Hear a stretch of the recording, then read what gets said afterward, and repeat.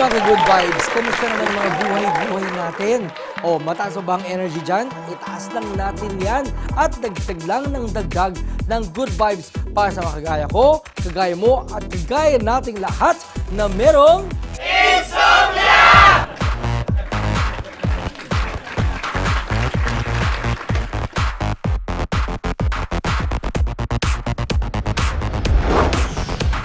Eto, di nyo mapapansin ang mabilis na pagtakbo ng panahon. Pagkakurap nyo, 2016 na, eleksyon na naman. May mga napupuso na ba kayo mga posibleng candidates para sa ating updates for tonight?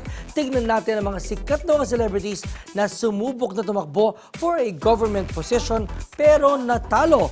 This is the Maybe Next Time edition of the Updates.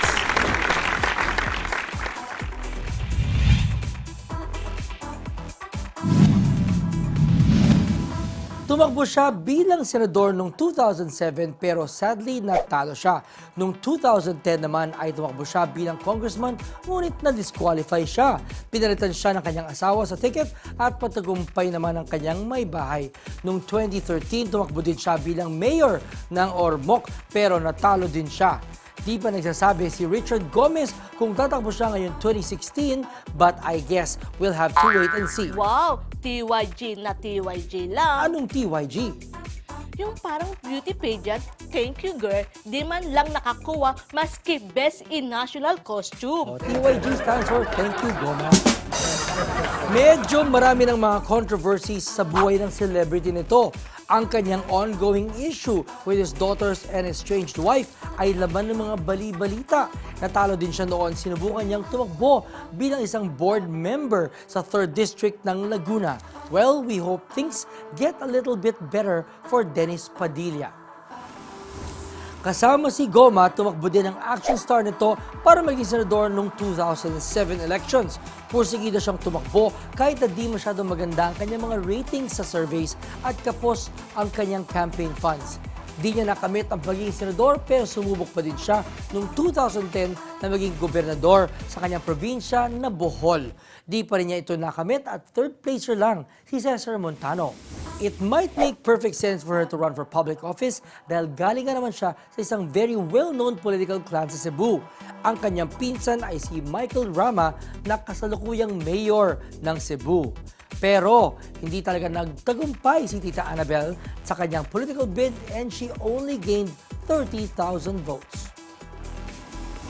Isa siyang kilalang singer at composer at malamang ito ang kanya naging basis for gaining ground and votes noong 2013 local government elections. Kumampanya siya at sumubok na maging vice mayor sa May Kawayan, Bulacan. Ngunit di naging sapat ang kanyang popularity to win the office. Pero magaling na singer and composer naman si Ray Valera. Baka doon na lang muna siya dapat mag-concentrate. Although di naman siya completely natalunan, Edu Manzano deserves to be noted on this list dahil sa circumstances ng kanyang political career. Tumakbo siya bilang vice mayor ng Makati noong 1998 pero kinuwestiyon ang kanyang citizenship. Naayos naman ito at naging vice-alcalde siya ng 3 taon. Tumakbo siya muli bilang mayor noong 2001 pero natalo siya kay Jojo Binay. Noong 2010, tumakbo siya muli bilang Vice President together with Gibo Chidoro as the presidential. Ngunit natalo na naman siya ni Vice Mayor Jejomar Binay. Coincidence? And the top of our list is the king of Philippine movies na nakaramdam din kung gaano kalupit ang Philippine politics. Tumakbo siya bilang presidente noong 2004 elections at damang-dama niya ang suporta ng mga Pilipino ngunit natalo pa rin siya, quote-unquote, kay Gloria Macapagal Arroyo. Pero nang lumabas ang Hello Girl si Tate, nag-isip ang mga tao baka may dumuktor sa eleksyon. Tapos na yon, okay na Rosa, kalma. Ang gusto kong malaman kung tatakbo ba ang anak niyang si Senator Grace Poe. Abangan natin yan. Yep, next he is one of his generation's most respected and award-winning character actors. Ang kanyang passion for acting is manifested with every project and character that he does. Arnold Reyes joins us in bed tonight and we will talk all things thespian and his love for acting. share nyo ang saloobin nyo. Talk to us and use the hashtag The Tim Yap Show Season 6 at itag nyo kami sa Twitter at Instagram at official Tim Yap. Ano ba? Ikaw, na-hashtag ka na ba? Marriott Hotel Manila, where the country's grandest ballroom will rise. Perfect for weddings, conventions, fashion shows, and any extravagant celebrations.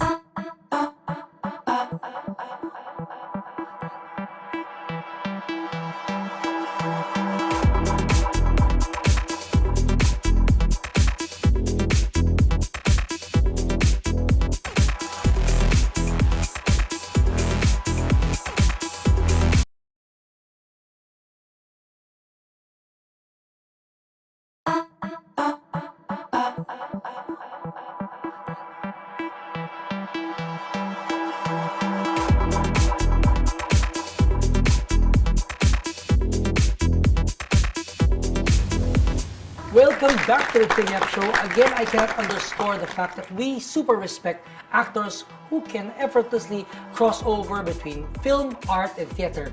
Again, kasama natin for the Tim Yap Show, for the first time actually, Mr. Arnold Reyes. Hey Arnold, definitely applause, di ba? Yun. Good more night. Good more night, Tama. yes. Tama, galing naman. Arnold, you've had several acting awards for doing indie films. In fact, correct me if I'm wrong, you are one of the most well-awarded actors of the indie circuit. Di naman ganun karaming awards. Pero, well, marami ako nagawang independent films for Cinemalaya. Nabilang mo ilan?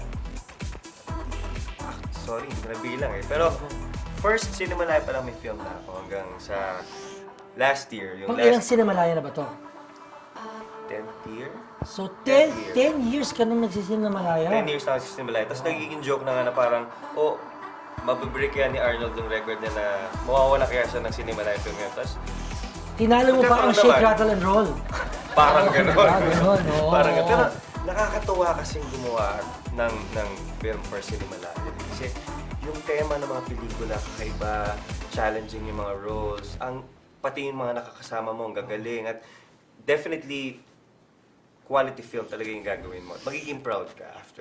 And of course, di ba, sa dami ng mga movies na inaalok sa'yo, how do you, because of course, you're a Cinemalaya staple, and yung director na magiging swerte na oohan mo, they're guaranteed of a great performance from you also. How do you choose which Cinemalaya entry to say yes to? Siyempre, number one yung script. Kailangan, gusto ko, interesting yung role, yung story, kakaiba, at syempre yung director, tsaka yung mga actors na makakasama ko. Actually, lahat naman ng film sa Cinemalaya, magaganda yan eh. Kasi magaganda. Swertehan lang talaga kung sino talaga yung magiging pinakamaganda, tsaka mas appealing sa mga Yung may tao. magic Yung for may that particular magic, year. di ba? Oo. So, para sa akin, swertihan yan eh, kung saan ka mapupuntang film. Pero lahat yan magaganda, lahat yan magagaling. In fact, every year, sinisikong kong panoorin lahat. Para akong 9 a.m. pa lang, nasa CCP na ako, Wow. natatapos kami hanggang gabi. Kasi gusto ko talaga panoorin lahat. Marathon, Cinemalaya Yes, Marathon. so kasi ang dami ko natututunan. Ang dami ko natututunan, plus ang dami ko nakikilala. Parang doon nagiging reunion ng lahat ng mga actors, directors, lahat naman nakatrabaho mo from the past, nakikita mo doon. So, sobrang saya ng Yan Cinemalaya. sila, oo. Yan, syempre yung director na. So, also as an actor, you learn so much, di ba? Yes. By observing, by being in a film, you learn so much. Your last film, you had how many minutes na love-making scene with another man? How challenging was that? Actually, hindi ko na Na-time? kung ilan. Pero sabi nila, iba sabi 15 minutes, 12 minutes, 7 minutes. Pero matagal talaga siya. Tagal, oo. Actually, yun yung nakaka-nervous gawin para sa akin. Oh, love scene. Yung love scene na yun kasi bago namin gawin, merong pinapanood yung director namin si J.L. Tarenos ng Porn. Almost. Almost Almost porn. Okay, this is what I want it to be like. Yes. So parang naintindihan ko na. Nung napanood ko yun, parang willing naman akong gawin kasi ang gaganda na ng mga eksenang nagawa namin. Eh.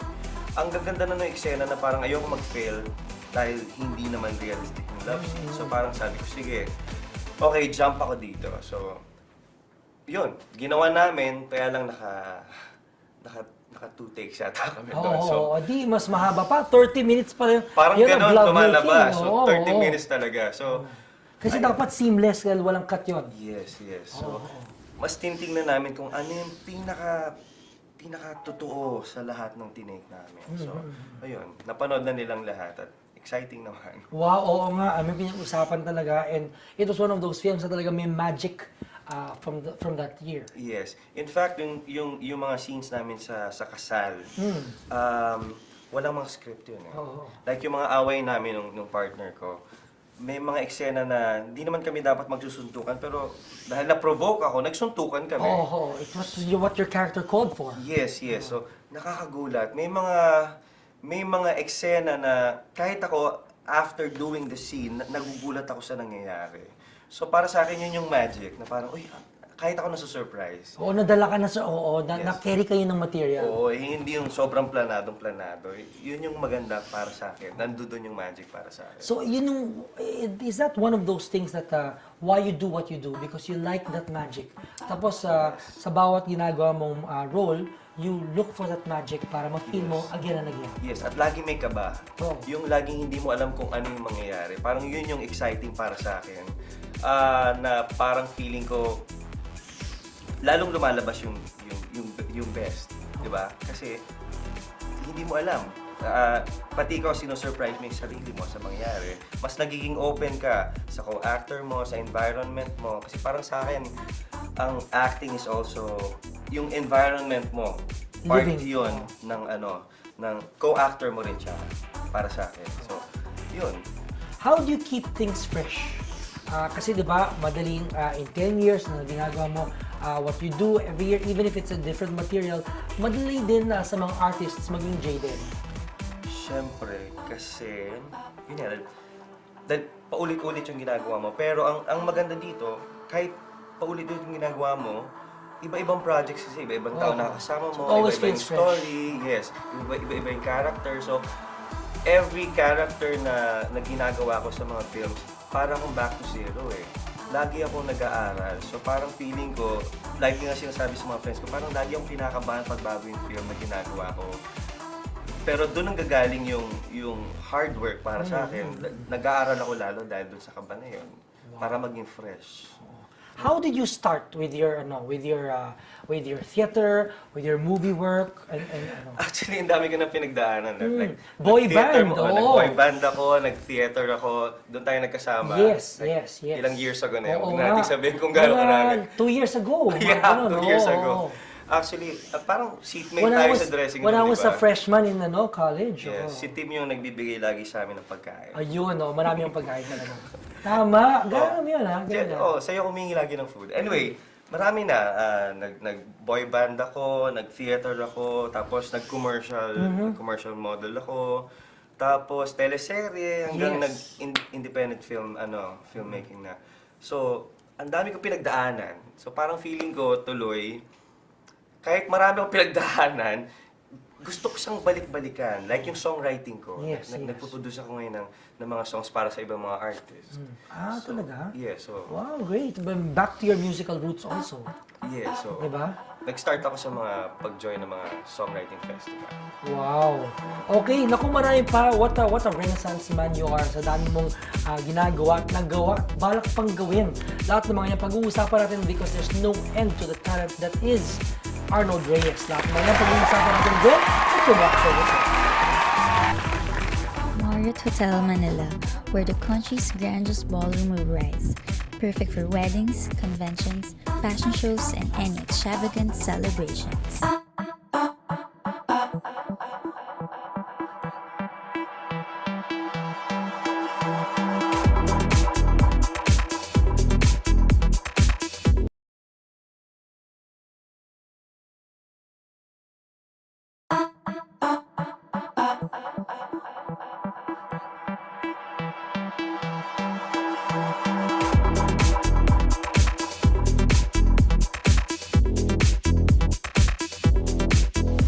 And we are back here with Tina Show, still talking to Arnold Reyes and all the things that you've done and ano pa ba mga balak mo pang gawin? Kasi parang in terms of performing, in terms of creating, Ang dami mo nang na-check. Oo nga eh. Medyo seasonal nga ako. Like, siguro ngayon, acting. Bukas sa makalawa naman, songwriting naman. Hindi ka mapakali. Parang gano'n na nga. Oo. Pero ngayon, gustong-gusto ko ngayon nag-create ng music. In fact, nakaproduce ako ngayon ng isang album sa isang recording company. Yung pinuduce ko para sa isang bagong artist nila, ang pangalan Edward Penosa. Okay. So, 8 songs yon sa album. Siguro mga 6 doon ako yung nagsulat. And most of the songs are about what? Love. Love. Mga nasawing pag-ibig. Love and love making for 15 minutes. Take 2. Ano, no? Nasawing pag-ibig. Bakit nasawing pag-ibig? Anong pinaghuhugutan mo dyan? Actually, nakakatawa pag tinatanong nila ako na kung paano ko na nasusulat yung mga songs. Like, I joined Metropop. So, ang interpreter na si Queen. Yung song ko doon, Love Triangle. Tinatanong nila lagi, paano mo nasusulat yung mga songs na yun? Sabi ko, wala akong nasusulat na based on my personal experience. Eh. Kasi pag sa sarili ko, tinry kong magsulat talaga, hindi ko natatapos yung song. Kasi hindi pa ang tapos dami yung- kong gustong sabihin. Oo. Nagiging sermon siya or basta hindi ko matatapos. Naging preachy, gano'n. So, ang ginagawa ko, Oo. nagtatanong ako ng mga stories about kung anong nangyari sa mga friends ko or nag-create ako ng story. Mas madali sa akin para tapusin yung song. Pag tatanong na, paano mo nasusulat yun? Sabi mo, in one word, imagination. Diba? Oo. Saka nakakatawa, nakasulat ako sa jeep, sa bus, sa taxi, sa MRT, sa kotse, kahit saan. Basta feel ko magsulat, sinusulat ko. At pag natapos ko yun agad, alam ko maganda yung song na yun. Pagkatapos mo within that one commute, gano'n. Yes. Tapos, Kasi the ideas are flowing, free-flowing. yes. And then, papasok na yung melody. Tapos, ang test ko naman dyan, kinabukasan pagising ko, yung melody, Nasa utak mo pa rin. Nasa utak ko pa rin, yun. Okay, yun, tinutuloy ko. Pero pag hindi ko na naalala, kinakalimutan ko Ibig na sabihin, hindi memorable, hindi tumutak sa'yo. Yes. Kasi kailangan ano siya, di ba? Pag narinig sa radyo, kailangan Pop. maaalala agad ng Oo, tao oo, yung oo. pop. Di ba? Yun. Hindi, nag-pop yun sa utak mo, tapos napasa mo sa papel at na-record mo. Oo. Diba? Yun pala yung sinasabi mo. oo. Yun ang process. Yes. Diba? Ang galing naman. So, okay, checklist, check indie films, check movie, of course, check indie films, check television, commercials, music. Ano ba ang gusto mong pang-check? Ano ba bang pinapangarap mo pa? Napangarap. Actually, pag tinanong mo ako ngayon, parang kung ano yung dumating, gusto ko ma-experience. Kasi, So, you've learned to embrace the moment. yes, oo. Parang gusto ko pang matuto ng ibang bagay. Hindi ko alam kung ano. Pero hindi ako sports-minded na tao eh. Pero siguro gusto kong matry naman kung ano man, sports. Hindi ko alam kung ano. Sports naman. Wow. Ano mga sports kaya? Mga wakeboarding, mga ganon. Swimming. Swimming. Okay. Fitness naman, di ba? Oo. Pagkatapos naman. Okay, let's play some games.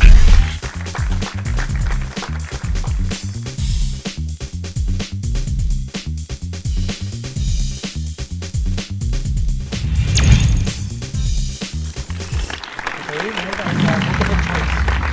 Sabihin mo kung ano yung choice mo doon. Okay? Game. Game, ready? Okay, music lover or book lover? Music lover. Hot or cold? Hot. Lollipop or hipon? Huh. Yes. Lollipop. Hugs or kisses? Kisses. Morena o mestiza? Mestiza. Chinita or puppy-eyed? Chinita. Hairy or smooth? Smooth. Tapos hairy bigla, no? Nakatayo o nakaupo? Nakatayo. Matamis o maanghang? Maanghang. Smooth and slow or fast and wild? Fast and wild. Oy, top or bottom? Top. Malaki o magaling? Magaling. Oy, yun. Sa loob o sa labas? Sa loob. Sa loob ng teatro. Yun nga, dahil ngayon you have this project, this Juego de Peligro. Yan, Malapit okay. na po. Tell us about your Juego de Peligro experience. Okay, sobrang challenging para sa akin kasi ang dami kong kailangang gawin para doon sa role ni Vicente. Kailangan kong magkaroon ng Spanish accent, kailangan matuto magsalita ng kahit konting Spanish. Na hanggang ngayon, inaaral ko pa rin. Yes. At malapit na yung show namin. Oh. Mag-open kami sa February 20 hanggang Okay. March 8. So yun. All the weekends of within the time, no? Yes, yes. So, Oh. But also, you are with such great actors. yes, so isang Diba? malaking karangalan na makasama ko siyempre si Miss Charmaine Centenero Buencamino. Para sa akin, parang hindi complete yung journey mo as a theater actor kung hindi mo siya makakasama. Oh, if you don't work with the heavyweights, Yes. diba? And because of that, so katakot na nervous yung inaabot ko ngayon. Oo. Sobrang na-overwhelmed ako na pag nagre-rehearse kami, merong point na nanonood ako sa kanya kasi ang galing-galing galing, niya. ang klaro-klaro. At nakaka-inspire. Oo, oo. So parang feeling ko, swerte ako na part ako ng Juego de Peligro. Alam mo, sabi nga sa amin, Charmaine, in another day when we had an interview with her, na she comes to work talagang sobrang inspired. And with so much joy, she likes to dissect the characters Yes. and look at the choices. Yung internal work na ginagawa niya para sa material is kakaiba. Yes, kitang-kita namin yun. And she's very generous. Like sa akin, tinuturuan niya ako kung ano man yung napapansin niya na best para doon sa character ko at kung ano yung magandang dapat kong gawin. Tinuturuan niya ako. At in-embrace ko yun. Kasi parang ang sarap na matuto sa isang iniidolo mo na aktor na marami ng pinagdaanan. Parang para sa akin, sino yung best teacher para pakinggan mo? Sila yun eh. Sila yun eh. Para sa akin, blessing yun na makasama ko siya. At saka you're in an environment, di ba, sa teatro na parang siyang laboratory. It's like an actor's lab. Yes. Diba? Lahat ng kasama naming actor dito, nag-aaral talaga. So talagang pinaghihirapan namin na makakreate ang magandang play na panonoodin ng mga tao. Wow. And it's such a modern material, but the setting is in the past. So parang period. Ginawa siyang period. Oo. Oh. So, nag-a-adjust ako dito kasi medyo, siyempre iba na yung galaw natin ngayon, di ba? Oo. Yung role na piniplay ko si Vicente ay isang napapa-inlove niya mga babae. Ano siya? Dahil sa kanyang mga Oo. salita, dahil sa kanyang charm, dahil sa kanyang kahisigan. So, madali niya makuha. Wow. Casanova. That's an old world Casanova. Pagkagano. Wow. Well, good luck with this new challenge in your creative life. And I'm sure check mo rin naman at you'll pass with flying colors because, you know, you've been such a hardworking dude and really you've been 100% or all or nothing. That's your trademark, Arnold. Ayan. So please invite them to watch Juego de Peligro. Yes, malapit na po, Juego de Peligro sa CCP Little Theater. February 20 ang opening namin, tapos mag-end kami sa March 4, directed by Tax Rotakio. And ang sumulat po nito ay si Elmer Gatchalian. At meron silang 15-minute love scene ni Miss Charmaine Buencamino. Pero implied lang yun. Hindi talaga mangyayari yun. Okay, thank you so much. We have something for you from Vita Coco. Thank you. Ayun, Salamat. pang after rehearsal to quench your thirst. Ayan. Thank you so much to the Marriott Hotel for being our home for tonight. And again, good luck. Break a leg for you, Arnold Reyes. Tuloy-tuloy yung passion for what you do. And, you know, ang galing mong mag-check ng mga check things off your bucket list. Diba? And I salute artists like you who go for what they want because you are such an inspiration to all the other artists. Salamat. Yun. So keep the awards coming, keep the achievements flowing. Iba na nga good vibes listening to actors like artists like Arnold Reyes. Lagi kong sinasabi, dapat laging good vibes para laging good night. Kasama si Arnold Reyes of Juego de Peligro. You are watching the Tonight Show.